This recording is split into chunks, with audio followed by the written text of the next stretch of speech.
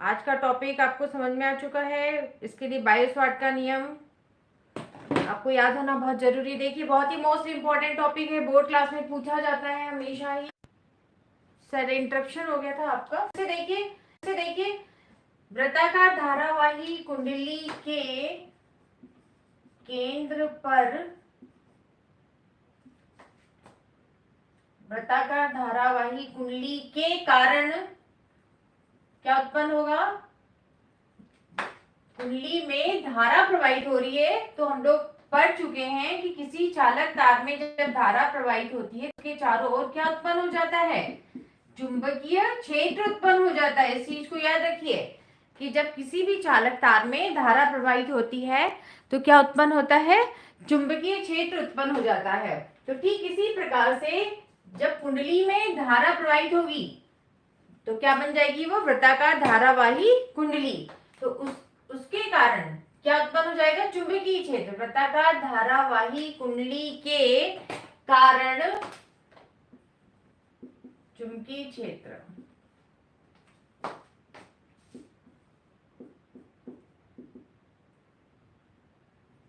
में कुंडली के केंद्र पर कितना चुंबकीय क्षेत्र उत्पन्न होता है? कुंडली के केंद्र पर चुंबकीय क्षेत्र की तीव्रता ज्ञात करेंगे। मेन इंटेंशन है धारावाही कुंडली के केंद्र पर चुंबकीय क्षेत्र की तीव्रता ज्ञात करना। कुंडली के केंद्र पर चुंबकीय क्षेत्र की तीव्रता, ये आपका मेन मुद्दा है, मेन टॉपिक्स है कि जब किसी धारावाही कुंडली जो है, जैसे चालक में धारा प्रवाहित होती है, वैसे ही जब कुंडली में हम धारा प्रवाहित करेंगे तो उसके कारण भी क्या उत्पन्न हो जाएगा? उसके चारों ओर क्या उत्पन्न हो जाएगा? चुंबकीय क्षेत्र उत्पन्न हो जाएगा। फिर केंद्र पर कितना चुंबकीय क्षेत्र उत्पन्न होता है, इसको आपको ज्ञात करना है। ठीक है, तो अब हमने इसके लिए क्या करेंगे? अपन एक कुंडली लेंगे। तो सबसे पहले अपन इसको हल कर रहे हैं। तो हल करने के लिए सबसे सर्वप्रथम आपने कुंडली ली, एक कुंडली ली जिसकी त्रिज्या कितनी है? आर। राइट, इसकी त्रिज्या कितनी है? आर त्रिज्या है और केंद्र कितना है? ओ। अब इसमें ये कुंडली जो है इसमें बहुत सारे टर्न्स हैं, यानी कि लपेटे हैं। ठीक है ना, ये कुंडली जो है इसमें बहुत सारे क्या है? लपेटे हैं आपके, ये टर्न्स हैं। मान लीजिए कितने लपेटे हैं इस कुंडली में? कितने टर्न्स हैं? नंबर ऑफ टर्न्स कितने हैं? लपेटे कितने, या फेरे भी कहते हैं। कितने फेरे हैं इसमें? एन फेरे हैं।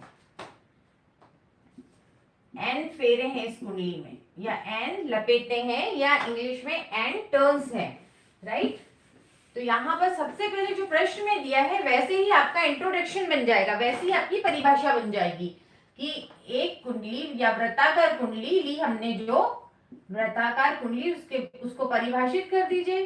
वृत्ताकार कुंडली, अब उसके बारे में बता दीजिए जिसकी त्रिज्या कितनी है? आर है। जिसकी त्रिज्या स्मॉल आर ले लीजिए, स्मॉल आर। केंद्र कितना है उसका? केंद्र है ओ। इसमें लपेटों की संख्या कितनी है? एन। फेरों की संख्या या नंबर ऑफ टर्न्स, फेरों की संख्या है एन। फेरों की संख्या एन है।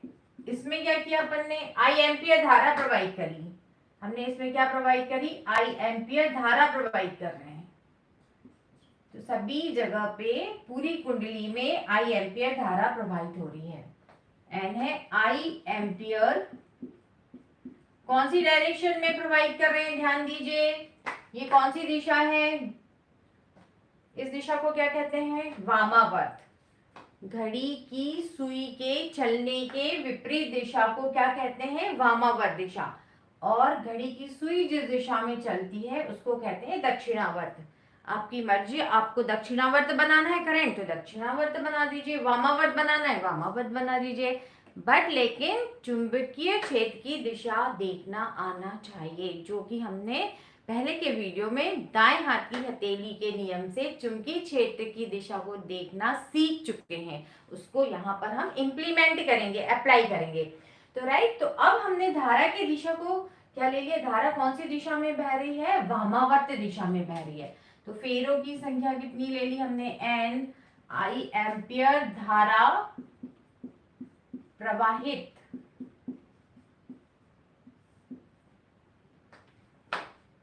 की जाती है।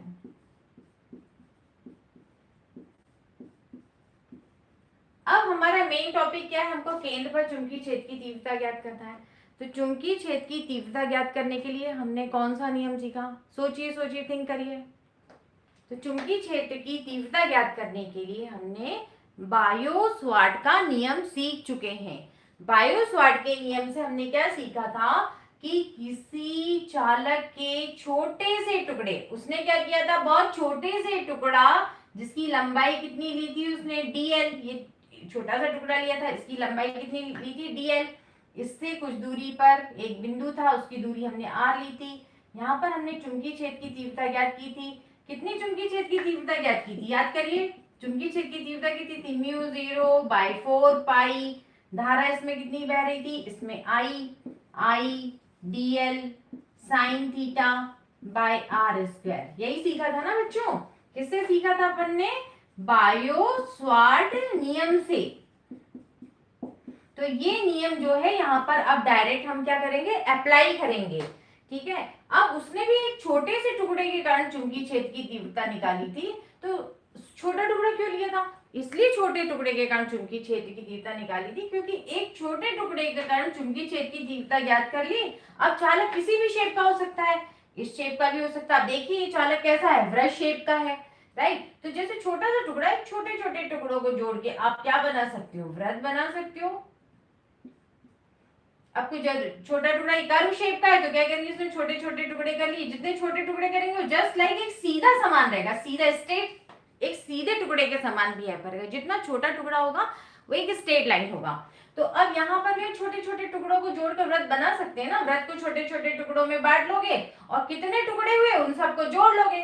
सपोज यहाँ पे कितने टुकड़े थे आपके, 1 2 3 4 5 6। तो यहाँ पे जो भी तीव्रता आई, जैसे मान लीजिए 10 तीव्रता आई तो उसको 6 बार जोड़ लेंगे, हम उसका सिग्मा कर लेंगे, राइट। तो इसलिए उसने बायो-सवार्ट ने क्या किया था, एक छोटे से टुकड़े के कारण चुंबकीय क्षेत्र की तीव्रता निकाली थी। धारावाही एक छोटे से टुकड़े के कारण चुंबकीय क्षेत्र की तीव्रता निकाली थी। तो याद रखिए बायो-सवार्ट के नियम को दूसरे तरीके से भी पूछा जा सकता है कि एक छोटे से अल्पांश, एक छोटे से धारावाही अल्पांश के कारण कितना चुंबकीय क्षेत्र उत्पन्न होता है। इट मींस बायो-सवार्ट का नियम पूछा है। ये बच्चों याद रखिए आप लोग कि यदि क्वेश्चन में यदि पूछा जाए बायो-सवार्ट का नियम ना पूछते हुए ये पूछा जाए कि एक छोटे से धारावाही अल्पांश के कारण चुंबकीय क्षेत्र की तीव्रता का परिमाण ज्ञात करिए, तो बच्चों को तुरंत क्लिक होना चाहिए कि बायो-सवार्ट का नियम पूछा गया है। ठीक है, तो अब हम वापस अपने टॉपिक पर आते हैं। ठीक है, क्या टॉपिक है हमारा, धारावाही कुंडली के कारण केंद्र पर चुंबकीय क्षेत्र की तीव्रता ज्ञात करिए। तो उसके लिए हम कौन सा नियम उपयोग में लाएंगे, बायो-सवार्ट का नियम उपयोग में लाएंगे। तो इसको बहुत अच्छे से आपको याद होना चाहिए। और ये भी याद होना चाहिए थीटा किसके बीच कोण बना था यहाँ बायो-सवार्ट में, थीटा धारा की दिशा में अल्पांश की लंबाई, ये धारा की दिशा में अल्पांश की लंबाई और अल्पांश से प्रेक्षण बिंदु की दूरी बताने वाले स्थिति सदिश के बीच थीटा बना था। ये वेरी इंपॉर्टेंट है। थीटा जब मैंने पढ़ाया था तब भी कहा था कि याद रखना है आपको, वेक्टर एल और वेक्टर आर के बीच थीटा बनता है। ये हमेशा याद रखिए। वेक्टर एल मतलब धारा की दिशा में चालक की लंबाई लेना है और वेक्टर आर मतलब चालक से प्रेक्षण बिंदु की दूरी बताने वाला सदिश। ठीक है बच्चों, ठीक है, ओके। तो अब हम देखिए धारावाही वृत्ताकार कुंडली के केंद्र पर चुंबकीय क्षेत्र की तीव्रता ज्ञात करने के लिए क्या करेंगे, इस कुंडली को छोटे छोटे टुकड़ों में हम डिवाइड करेंगे। इस कुंडली को क्या करते हैं हम, छोटे छोटे टुकड़ों में हम डिवाइड करते हैं और उन सब की लंबाई कैसी है, समान है। सारे टुकड़ों की लंबाई कैसी है, समान, बिल्कुल सब डीएल लंबाई के लिए। एक अल्पांश सेलेक्ट किया ए बी, ठीक है, और उसकी लंबाई हम कितनी ले लेंगे, डीएल, राइट। यहां पर हमने क्या किया है, अल्पांश ए बी सेलेक्ट किया, ए बी, और इसकी लंबाई कितनी है, डीएल, यानी सभी टुकड़ों की लंबाई कितनी है, डीएल। अब इसका मध्य बिंदु ले लीजिए आप। मध्य बिंदु कितना लिया अपन ने, ओ। इसका मध्य बिंदु कितना लिया हमने, ओ ले लिया। इसका सॉरी ओ डैश ले लीजिए, क्योंकि ओ केंद्र है तो इसके मध्य बिंदु को हमने क्या नाम दे दिया, ओ डैश नाम दे दिया। तो आपने ये अल्पांश सेलेक्ट किया और जिसकी लंबाई कितनी ले ली है आपने, dl। ठीक है, तो हम वापस आते हैं वृत्ताकार कुंडली जिसकी त्रिज्या कितनी है, r है, केंद्र o है, फेरों की संख्या कितनी है, n है, I एम्पियर धारा प्रवाहित की जाती है। तब केंद्र पर, कहां पर अपने को चुंबकीय क्षेत्र ज्ञात करना है, केंद्र पर। तब केंद्र O पर चुंबकीय क्षेत्र की तीव्रता ज्ञात करने के लिए, चुंबकीय क्षेत्र की तीव्रता ज्ञात करने के लिए क्या करेंगे, पूरी कुंडली को छोटे छोटे बराबर लंबाई के अल्पांशों में बांटेंगे। केंद्र O पर चुंबकीय क्षेत्र की तीव्रता ज्ञात करने के लिए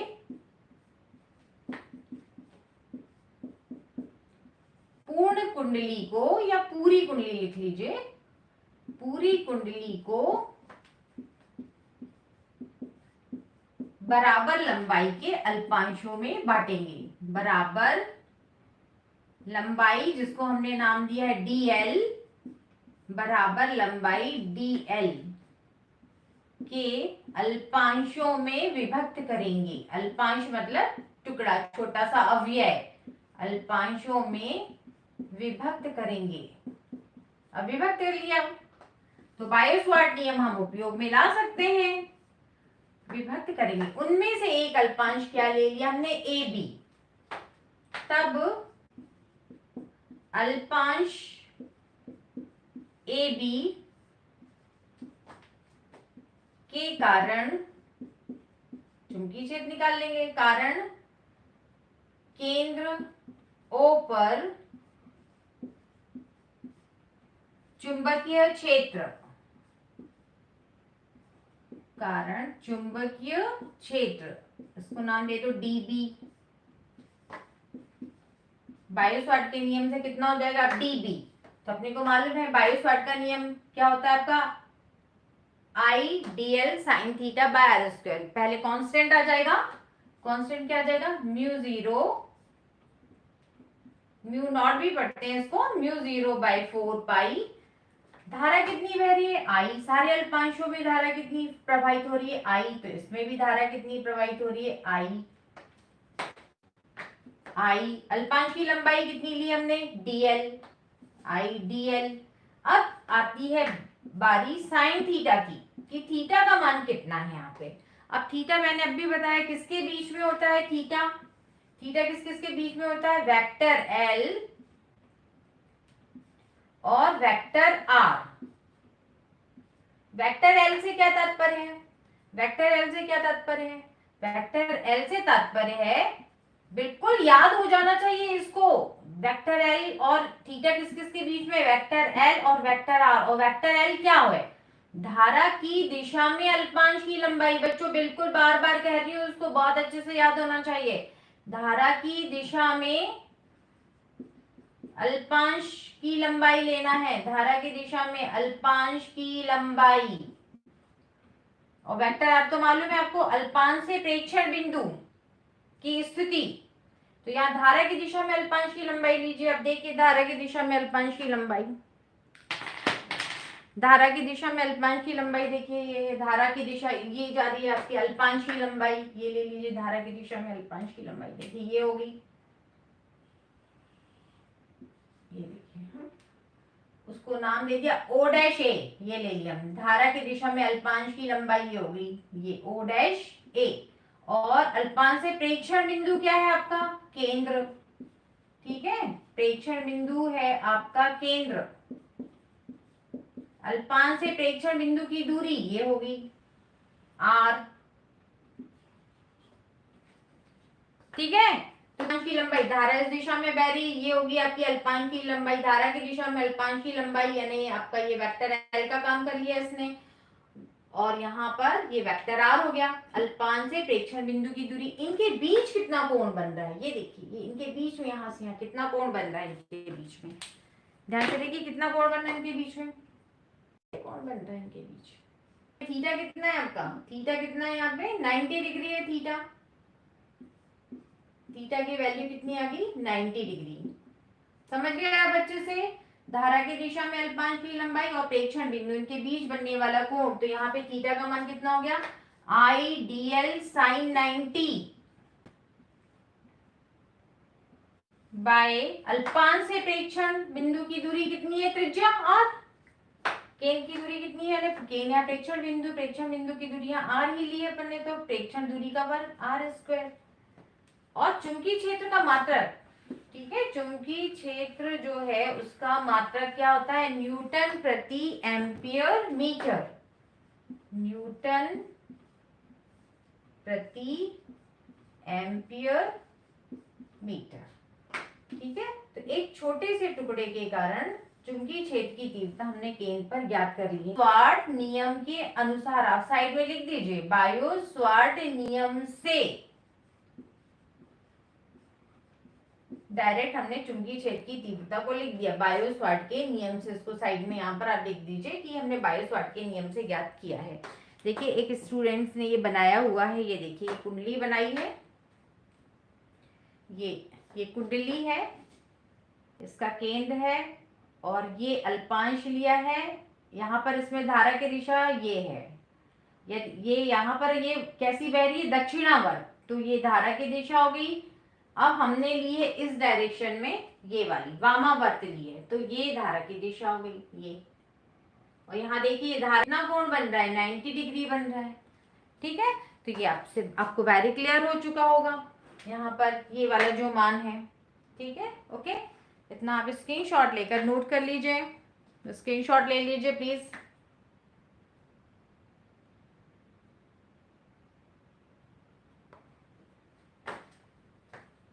ठीक, ओके।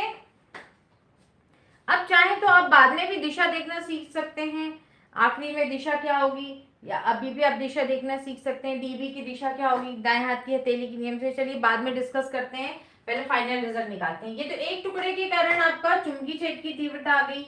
अब यहाँ पूरी कुंडली के कारण कितना चुंबकीय क्षेत्र उत्पन्न होगा यहाँ पर ये देखते हैं हम। ठीक है,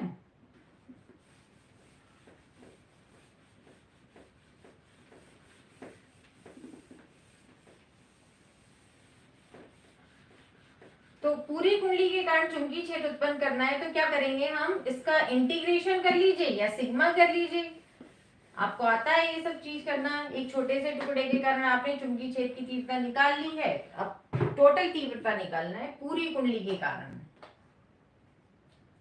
पूर्ण वृत्ताकार कुंडली के कारण केंद्र पर चुंबकीय क्षेत्र, केंद्र पर चुंबकीय क्षेत्र को हम बी नाम दे देंगे, चुंबकीय क्षेत्र बी। आप इसका सिग्मा ले लीजिए या इंटीग्रेशन कर दीजिए, सिग्मा डीबी, सिग्मा डीबी की वैल्यू लिख दीजिए। अब यहाँ पर कितनी है value, μ0/4 pi I D L sine 90 कितना होता है 4 pi I D L sine 90 कितना होता है 1, तो इसका कोई वो नहीं है मतलब लिखना या नहीं लिखना, बाय आर स्क्वायर। ओके, अब यहाँ पे जो अब जानते हैं इसको सॉल्व करने के लिए अचर राशि जो है वो बाहर हो जाएगी। यहाँ देख लीजिए कौन कौन सी अचर राशि है और कौन सी बदलने वाली राशि है। तो देखिए यहाँ पे कौन कौन सी अचर राशि है, तो b इज टू आपको मालूम है μ0/4 पाई कांस्टेंट है, तो यहाँ पे हो गया ये μ0/4 पाई ये कांस्टेंट है। ओके, अब आई भी कांस्टेंट है, आई क्यों कांस्टेंट है, अब देखिए यहाँ पर धारा आई है, इस अल्पांश में भी आई, इस अल्पांश में भी आई, सारे अल्पांशों में बहने वाली धारा का मान कैसा है, बिल्कुल एक समान है आई, तो आई भी अचर है, आई को भी हमने बाहर निकाल लिया। ओके, और सारे अल्पांशों से प्रेक्षण बिंदु की दूरी कितनी है आर है, कोई भी अल्पांश ले लीजिए प्रेक्षण बिंदु की दूरी आर है, ये भी अचर है आर स्क्वायर, ये निकाल लिया हमने। अब बच रहा है ये हो गया μ0/4 पाई आई हो गया आर हो गया, अब बच रहा है डीएल। अब देखिए डीएल कांस्टेंट है क्या, डीएल अचर है क्या, ओके थिंक करिए, अचर है नहीं है, क्यों नहीं है, क्योंकि बात पूरी कुंडली की है। हमने अभी एक टुकड़े के कारण चुंबकीय क्षेत्र निकाला, अब 2 टुकड़े लेंगे तो बदल जाएगा, 2 बार जुड़ेगा, 3 टुकड़े लेंगे तो 3 बार जुड़ेगा, 4 टुकड़े हैं तो 4 बार। तो यहाँ पर ये पूरी कुंडली के अल्पांशों का जोड़ आ जाएगा, तो ये कितना हो जाएगा आपका सिग्मा डीएल। अब सोचिए सिग्मा डीएल कितना होगा, थिंक करिए, सोचिए जल्दी से, सिग्मा डीएल कितना होगा। सिग्मा डीएल मतलब सारे टुकड़ों को आपने जोड़ दिया, तो ये घेरा बन रहा है, सब सारे टुकड़ों को हमने जोड़ दिया, तो ये क्या बन रहा है, एक घेरा बन रहा है पूरा। और इस घेरे को हम क्या कहते हैं, परिधि कहते हैं, राइट। तो परिधि का मान कितना होता है, 2 पाई आर। परिधि परिधि का मान कितना होता है, 2 पाई आर। तो यहाँ पर ये हो गया आपका सिग्मा डीएल, इसका मान हम रखेंगे d is equal to mu 0/4 pi I by R square, और हमने यहाँ रख दिया 2 पाई आर। ठीक है, अब हम इसको सॉल्व कर लेते हैं। तो यहाँ पर देखिए, यहाँ पर 2 पाई आर हो गया, तो एक आर क्या हो गया आपका, कैंसिल हो गया। अब यहाँ लपेटों की संख्या कितनी है, देखिए पाई भी कैंसिल हो जाएगा, अभी मैं यहाँ पे नहीं कर रही हूँ। नंबर ऑफ टर्न्स कितने हैं, एन लपेटे हैं, ठीक है। नंबर कुंडली में कितने लपेटे हैं, एन, तो ये एक लपेटे के कारण हुआ, अब एन लपेटों के कारण एन का गुना हो जाएगा। कुंडली में एन टर्न्स हैं, एन लपेटे हैं, इसलिए बी का मान कितना हो जाएगा, यहाँ एन का गुना कर दो, म्यू 0/4 पाई 2 पाई, एन का गुणा कर रही हूँ एन और ये वाला आई, 2 पाई एन आई, ये याद रखने में सिस्टमेटिक याद रहता है, इसलिए 2 pi N I by R. ये आंसर आपको बच्चों बहुत अच्छे से याद होना चाहिए, mu 0/4 pi 2 pi N I by R. और सॉल्व कर लो, आप इसको सॉल्व करो, पाई पाई कैंसिल करो, 2 से काट दो तो कितना आ जाएगा, देखिए म्यू 0 बच रहा है, 2 तो कट गया इस 2 से, ठीक है ना, एक बार काट के मैं बता देती, 2 से कट गया, ये हो गया, पाई से पाई भी कट गया, तो कितना हो गया आपका म्यू 0 एन आई अपॉन में mu 0 N I by 2 R. Cancel करने के बाद रिजल्ट कितना आता है, डायरेक्ट रिजल्ट भी याद होना चाहिए ऑब्जेक्टिव पर्पस से, या कभी सवाल न्यूमेरिकल आते हैं आपको संख्यात्मक प्रश्न, तो याद होना चाहिए mu 0 N I by 2 R. और आगे का जो चैप्टर है विद्युत चुंबकीय प्रेरण, उसमें हम ये डायरेक्ट रिजल्ट यूज करेंगे, क्योंकि जब एक बार सीख जाते हैं तो डायरेक्ट रिजल्ट यूज करते हैं कि वृत्ताकार धारावाही कुंडली के केंद्र पर चुंबकीय क्षेत्र की तीव्रता कितनी होती है, mu 0 N I by 2 R. तो दोनों रिजल्ट आपको याद होना चाहिए, यानी बिना कैंसिल किया वाला भी रिजल्ट, बिना कैंसिल वाला रिजल्ट इसलिए याद होना चाहिए, अभी बता रही हूँ उसका कारण क्या है, mu 0/4 pi 2 pi N I by R और mu 0 N I by 2 R. अच्छा मात्रक भी लिख लीजिए, टेस्ला लिख लीजिए, या मात्रक आप लोग सीख चुके हैं, न्यूटन प्रति एम्पियर मीटर, न्यूटन प्रति एम्पियर मीटर, ये मात्रक भी आप लोग सीख चुके हैं, ठीक है। अब इसका कारण क्या है, मैंने अभी आपको बताया कि इसको ये वाला रिजल्ट भी याद रखना, ये रिजल्ट भी, क्योंकि अब सीजीएस में कितना मान होता है, बात मुद्दे की है कि सीजीएस में कितना मान होता है। तो सीजीएस में मान कितना होता है, उसके लिए हम क्या करेंगे, इस नियतांक को क्या कर देंगे, पूरा 1 मान लेंगे और डायरेक्ट आंसर लिख लेंगे। सीजीएस में 2 pi N I by R, gauss gauss मात्रक क्या होता है सीजीएस में, गॉस या ऑरस्टेड। अब चूंकि अब ये वाला रहेगा तो फिर आपको इसको बैलेंस करना पड़ेगा, इसलिए आप दोनों रिजल्ट याद रखिए, ठीक है। अब इसके बाद हम देख रहे हैं, ये हो गया एसआई पद्धति में सीजीएस में मान कितना होगा, सीजीएस में म्यू 0/4 पाई को 1 ले लीजिए, आपको मालूम है नियतांक का मान कितना हो जाता है 1, तो डायरेक्ट सीजीएस में बी की वैल्यू कितनी हो जाएगी, बी इज इक्वल टू हो जाएगा 2 pi N I by R, gauss या ऑरस्टेड सीजीएस में। तो देखिए बच्चों, आप लोग ये रिजल्ट सीख चुके हैं। यहाँ पर अब बच रहा है चुंबकीय क्षेत्र की तीव्रता देखना। तो चुंबकीय क्षेत्र की दिशा देखने के लिए देखिए क्या करेंगे। अब चुंबकीय क्षेत्र के दाएं हाथ की हथेली का नियम उपयोग में लाइए। याद करिए दाएं हाथ की हथेली के नियम को, दाएं हाथ की हथेली के नियम को याद करिए। अब हम देखेंगे चुंबकीय क्षेत्र की दिशा जो उत्पन्न हुआ है केंद्र पर, तो चुंबकीय क्षेत्र की दिशा क्या है? चुंबकीय क्षेत्र की दिशा दाएं हाथ की हथेली नियम अनुसार, दाएं हाथ की हथेली नियम अनुसार किस प्रकार होगी? देख लीजिए और लिख दीजिए। दाएं हाथ की हथेली के नियम के अनुसार देखिए कैसे। दाएं हाथ की हथेली के नियम के अनुसार आपने दाएं हाथ को फैलाया, अंगूठा किसको बताता है? अंगूठा चालक में धारा की दिशा को, और उंगलियां किसको बताती है? प्रेक्षण बिंदु को। और हथेली के तल के लंबवत किसकी दिशा होती है? चुंबकीय क्षेत्र की दिशा होती है। ये जस्ट आपने कल ही अपने लास्ट वीडियो में सीखा था। दाएं हाथ की हथेली के नियम के अनुसार अंगूठा किसको बताता है? चालक में धारा की दिशा को। उंगलियां किसको बताती हैं? प्रेक्षण बिंदु को। और हथेली के तल के लंबवत बाहर, ये बी की दिशा है। ये आपकी किसकी दिशा है? चुंबकीय क्षेत्र की दिशा है, राइट। तो बात देखिए यहाँ पे अप्लाई करते हैं हम। यहाँ पर किस टाइप से होगी दिशा? ये देखिए ये आपकी कुंडली है, यहाँ पर अपन ने कितना ये लिया है दिशा, ये देखिए कुंडली है। तो यहाँ पर धारा की दिशा को कौन बताता है? अंगूठा, ठीक है। अंगूठा किसको बताता है?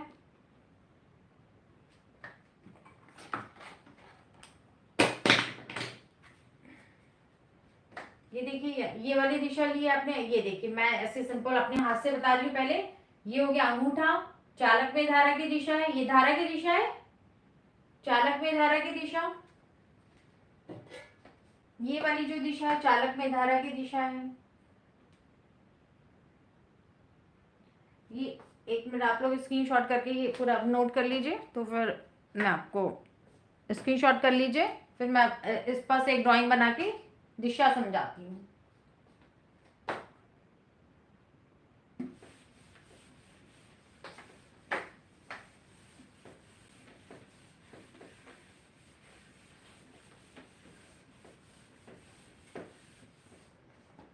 ये देखिए ये आपकी कुंडली है, इस शॉर्ट में बना दिया ये कुंडली।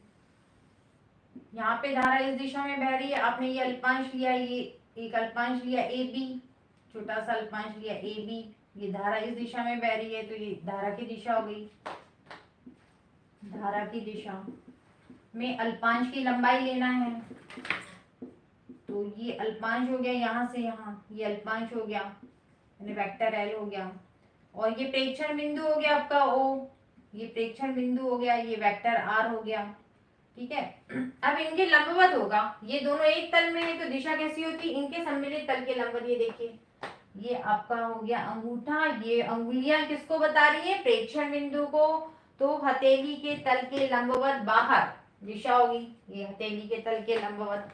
ये देखिए हथेली के तल के लंबवत दिशा होगी यहाँ पर, यानी दिशा ये है आपकी। प्रेक्षण बिंदु पर दिशा देखना है ना, ये वाली दिशा, प्रेक्षण बिंदु पर ये दिशा होगी। यानी अपन बोलेंगे कुंडली के अक्ष के अनुदिश बाहर की ओर, कुंडली का तल है ये, कुंडली के तल में, कुंडली की अक्ष के अनुदिश बाहर की ओर चुंबकीय क्षेत्र की दिशा होगी। सारे अल्पांश के कारण, इसके कारण भी यही होगी, इसके कारण भी यही होगी, इसके कारण भी यही होगी। आप चाहें तो देख सकते हैं उसको करके।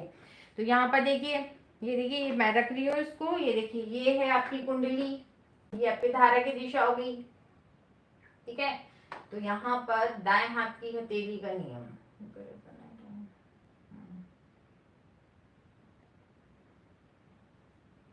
ये देखिए, ये धारा की दिशा, अंगूठा किसको बता रहा है?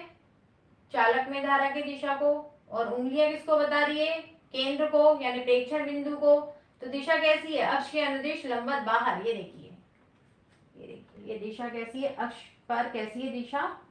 अक्ष के अनुदिश बाहर की ओर। ये आई थिंक अच्छे से दिख रहा होगा आपको। ये देखिए ये हो गया आपका धारा की दिशा, ये हो गया आपका प्रेक्षण बिंदु केंद्र, और दिशा कैसी? बाहर की ओर। अब पलटा दीजिए आप इसको, धारा की दिशा बदल दी, मान लीजिए धारा की दिशा बदल दी आपने, ये कर दी धारा की दिशा, ये होगी आपकी धारा की दिशा, दक्षिणावर्त होगी धारा की दिशा। तो ये हो गया आपका अंगूठा हो गया, ये उंगलियां केंद्र को बता रही हैं, ये उंगलियां। तो दिशा कैसी है, लंबवत अंदर, ये देखिए कुंडली के तल के लंबवत अंदर।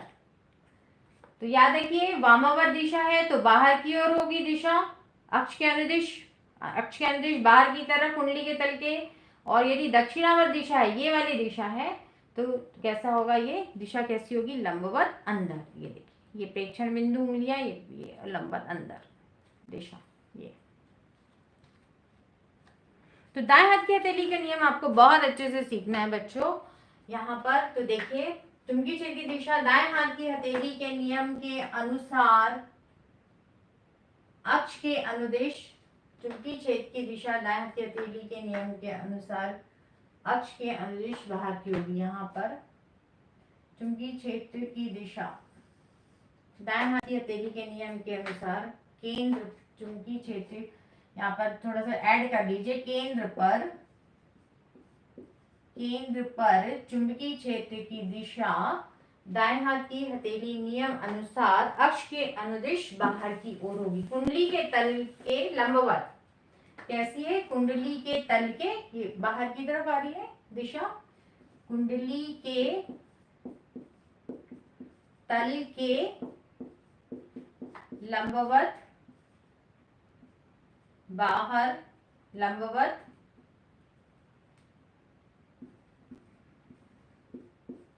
अक्ष के अनुदिश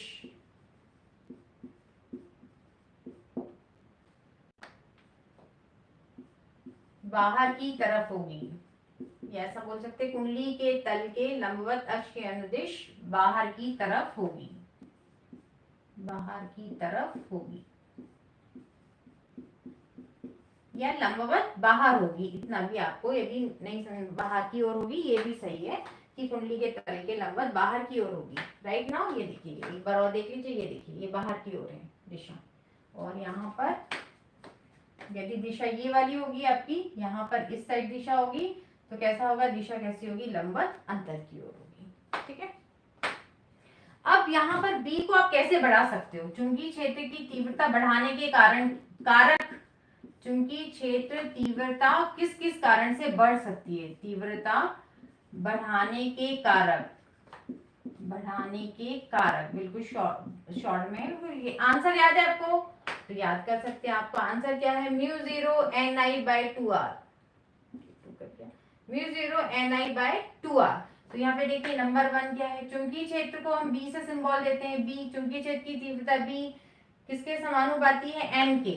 रिजल्ट याद है तो आप आराम से लिख सकते हैं, म्यू 0 ni/2r किसके समानुपाती, एन के, यानी लपेटों की संख्या ज्यादा होने पर चुंबकीय क्षेत्र की तीव्रता ज्यादा होगी। आप लिख दीजिए कि जितने ज्यादा नंबर ऑफ टर्न्स होंगे लपेटे, उतनी ज्यादा चुंबकीय क्षेत्र की तीव्रता होगी, क्योंकि समानुपाती जो भी ऊपर आता है मतलब वो ज्यादा होगा तो आंसर ज्यादा मिलेगा आपको, और जो नीचे आ रहा है यदि वो ज्यादा होगा तो आंसर कैसा मिलेगा, कम मिलेगा।